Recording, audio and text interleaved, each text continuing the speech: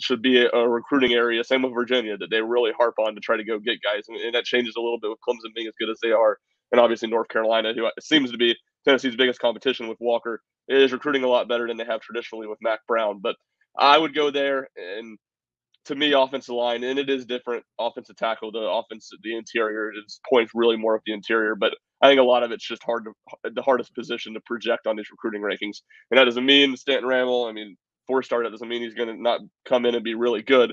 But to me, you just see a lot more fluctuation there because these guys who are grading them out or doing the rankings are doing that largely off of tape when, Ramel does play in Georgia now. It was some good competition, but a lot of times you're not playing great competition. And a ton of it's the camp stuff when they're not in pads. And I just think that is really hard to grade. And you go back to what you said a few years ago, Tennessee had the offensive line with all 5-stars, and that offensive line was pretty good. I mean, it wasn't much. It wasn't fantastic by any means.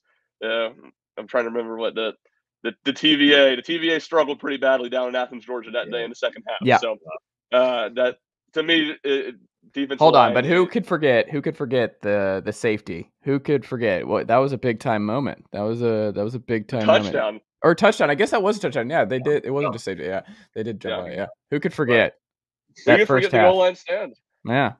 Hey, that was fun times. I feel like it was really rainy here that day, wasn't it? It was pretty gloomy afternoon, if I recall that one. But hey, leave the memories alone.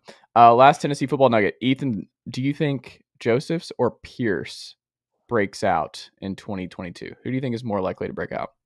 I've liked James Pearce ever since National Signing Day. I thought he was a really interesting prospect. And if I remember, he kind of came out of nowhere. I can't remember if Tennessee was projected to get him as well as they were. And in all fairness, I mean, they both have to go up against Byron Young and Tyler Barron at some point, which, like I've said 1,000 times, injuries happen. But I feel like James Pearce is more of the athletic type to be able to, I don't know, fill in for one of Barron or Young on the edge. But I would hope both of them would be able to, make some noise in some capacity.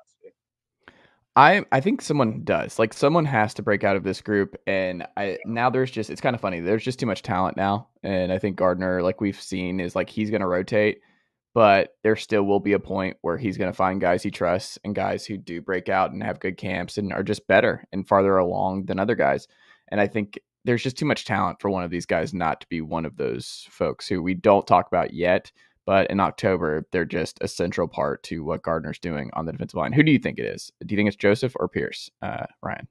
I think it's Pearce, and I think you're right. I mean, even injuries aside, I mean, Tennessee's defense is on the field for a billion plays a game. It feels like they're going to have to rotate guys. And I mean, Pearce, like Ethan said, I thought was really compelling as a prospect. I mean, he blew up late, and a lot of he's huge. I choose him. Yeah, he's massive. I mean, and this probably isn't the best logic, but the scrimmage we got to watch this year, and a lot of it was playing against third team and some against double team. But he absolutely dominated in the scrimmage. He didn't run with the ones in, so he wasn't going up against Tennessee's first team offensive line. And we just talked about the question marks that they have it on the starting offensive tackle spot, let alone the backup ones.